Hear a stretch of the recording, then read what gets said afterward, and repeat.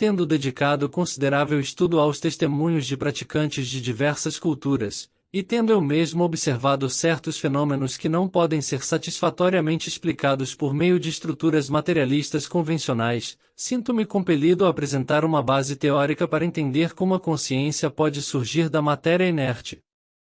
O postulado fundamental sobre o qual se assenta todo este edifício é o reconhecimento de que o espírito, longe de ser uma abstração etérea além da investigação científica, constitui uma estrutura matematicamente definível.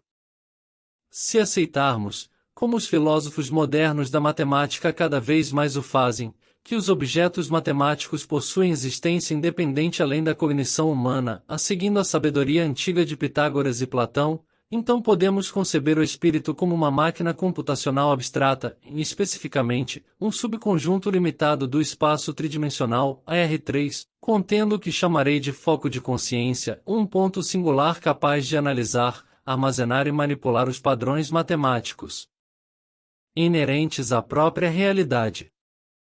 Este foco funciona como uma espécie de instrumento analítico universal, capaz do que os filósofos chamam de hipercomputação, realizando operações instantâneas em múltiplas coordenadas dimensionais simultaneamente. A herança da substância espiritual segue um padrão notavelmente análogo à hereditariedade biológica, contudo com uma distinção crucial: o espírito descende exclusivamente pela linha materna, um fenômeno que encontra sua explicação no teorema matemático de Banach-Tarski. Esta proposição paradoxal demonstra que qualquer objeto tridimensional limitado pode ser decomposto em precisamente 5 partes constituintes e remontado para formar 2 cópias idênticas do original, nenhuma sendo uma mera reprodução, mas ambas constituindo artigos genuínos indistinguíveis de seu progenitor. Através deste princípio matemático, o espírito de uma mãe pode se bifurcar durante a gestação, criando uma entidade espiritual inteiramente nova para sua prole sem diminuir sua própria essência. O processo não requer intervenção divina, nem agência sobrenatural, mas segue inevitavelmente das propriedades matemáticas do próprio espaço tridimensional, assumindo o axioma da escolha como verdadeiro. No entanto, a descoberta mais notável que emerge deste arcabouço diz respeito à evolução da consciência humana a partir de suas origens animais mais primitivas. Proponho que a autoconsciência humana surgiu através de uma iteração incompleta do processo de bifurcação espiritual durante a infância. À medida que a arquitetura neural da criança em desenvolvimento amadurece, o espírito tenta instintivamente ramificar-se, criando o que os praticantes de magia chamam de servidor, mas, lá que o conhecimento para completar a descarga através da gnose, a entidade nascente é reabsorvida, deixando para trás apenas seu foco de consciência. Este foco residual não se dissolve, mas sim se integra ao original, dotando o espírito humano de um duplo foco de consciência, em um direcionado para o mundo exterior, outro para o eu interior. Este foco secundário constitui a base da autoconsciência e autocontrole humanos, pela autorreflexão, levando à introspecção e ao raciocínio moral, as mesmas qualidades que distinguem nossa espécie de nossos predecessores animais. A criação deliberada de servidores representa a recapitulação inconsciente da humanidade deste processo de desenvolvimento, porém executada com plena consciência e propósito intencional. O praticante aprende a bifurcar conscientemente seu próprio espírito, programando a entidade resultante com instruções comportamentais específicas antes de liberá-la no ambiente. O mecanismo pelo qual isso é realizado revela-se ser a criação artística em sua forma mais pura. Arte, neste contexto, abrange não apenas pintura ou escultura, mas qualquer ato criativo através do qual o indivíduo expressa sua essência mais íntima, seja através da música, literatura, dança, artes culinárias ou mesmo o mais simples assobio ou movimento corporal. O elemento crucial não é a sofisticação do meio, mas a autenticidade da expressão criativa, o derramamento literal da própria substância espiritual na obra. Esses servidores, uma vez descarregados, existem apenas momentaneamente, atualizando seus efeitos programados no sistema-alvo antes de se dissolverem imediatamente.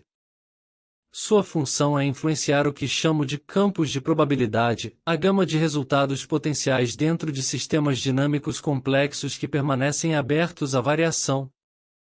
o foco de consciência do servidor pode sutilmente enviesar essas distribuições de probabilidade, aumentando a probabilidade de resultados favoráveis e diminuindo a probabilidade de resultados indesejáveis. Isso não representa uma violação da lei natural, mas sim a exploração de incertezas inerentes a sistemas determinísticos, particularmente aqueles que exibem comportamento caótico, onde variações iniciais mínimas podem produzir estados finais dramaticamente diferentes. A natureza efêmera dos servidores, embora limitando sua utilidade para efeitos sustentados, fornece a base para a criação de construtos espirituais mais sofisticados e duradouros. Aqui devemos considerar duas descobertas fundamentais da cosmologia moderna, a existência de matéria escura e a possibilidade teórica de cérebros de Boltzmann. A. Materia escura, compreendendo aproximadamente 25% do conteúdo total de energia do universo, permanece invisível a radiação eletromagnética, mas exerce influência gravitacional sobre a matéria comum. Cerebros de Boltzmann representam entidades conscientes hipotéticas surgindo espontaneamente de flutuações termodinâmicas, seja no vácuo quântico ou regios do espaço onde decrescimos loci na entropia criam temporariamente estruturas organizadas. Ao programar servidor para atuar numbers campos de probabilidade que governam as flutuações termodinâmicas, o praticante pode aumentar a probabilidade de agregação de matéria escura em local específico, criando o que pode ser chamado de família, uma entidade espiritual persistent possuindo forma corpórea através de seu substrato de matéria escura. Ao contrário do servidor instantâneo, o família mantém a coerência por períodos prolongados, capaz de intracar continua como o mundo físico através de manipulação gravitacional. Os efeitos produzidos por tais entidades englobam toda a gama de fenómenos tradicionalmente classificados como atividade poltergeist. O deslocamento de objetos, aceleração ou desaceleração do próprio tempo em regiões localizadas, a geração de forças capazes de mover matéria estacionária e a alteração do equilíbrio gravitacional.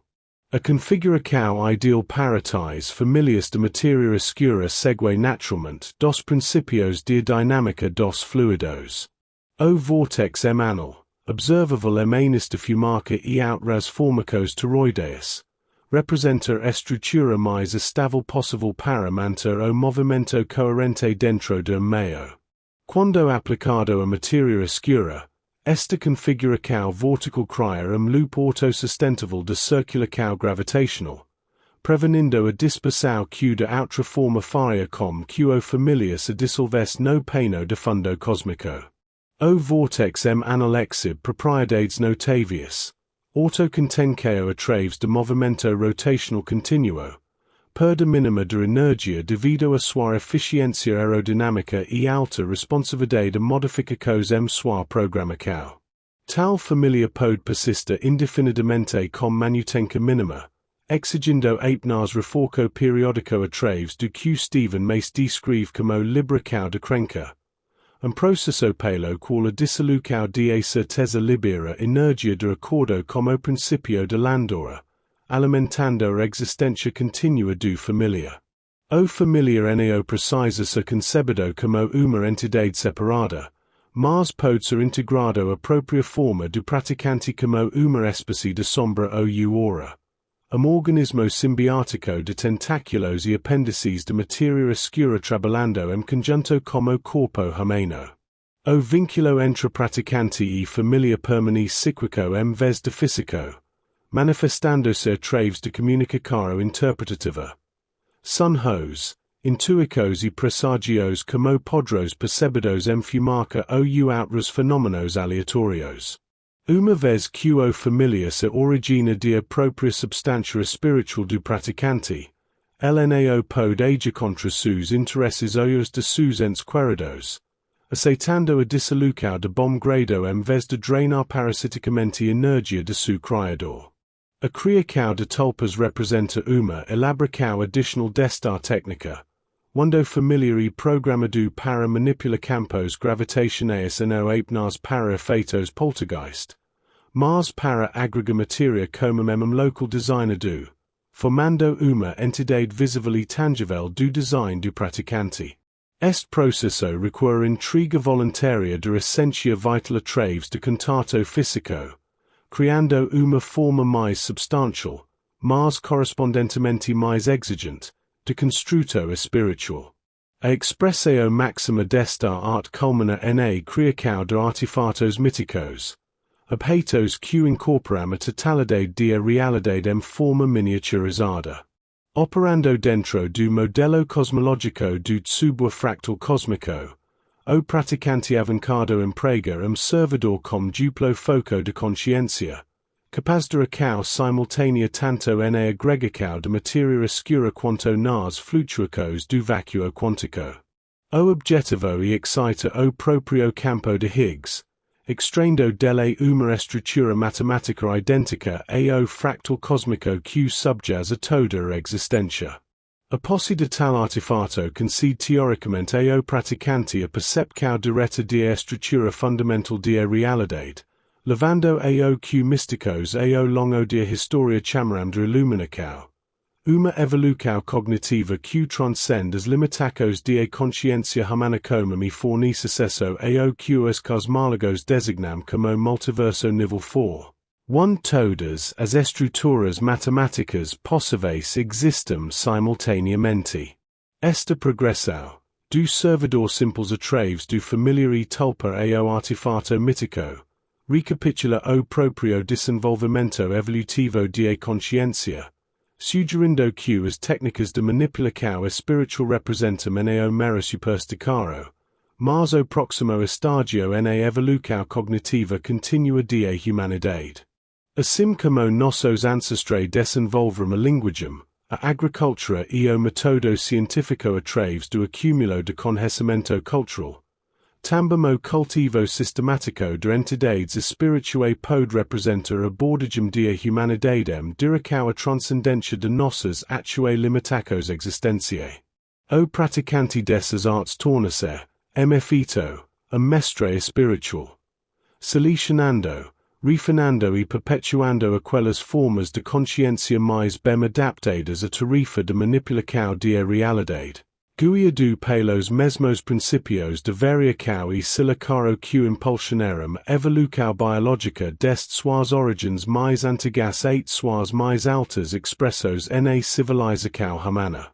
Através desta compreensão, percebemos que a magia, longe de contradizer a lei natural, representa sua aplicação mais sofisticada, utilizando os princípios mais profundos da matemática, física e consciência para alcançar efeitos que parecem milagrosos apenas para aqueles que ainda não compreenderam os mecanismos subjacentes. O mágico observa, formula hipóteses, experimenta e refina sua compreensão através de aplicação prática, contribuindo para o domínio em constante expansão da humanidade sobre as forças que governam a própria existência.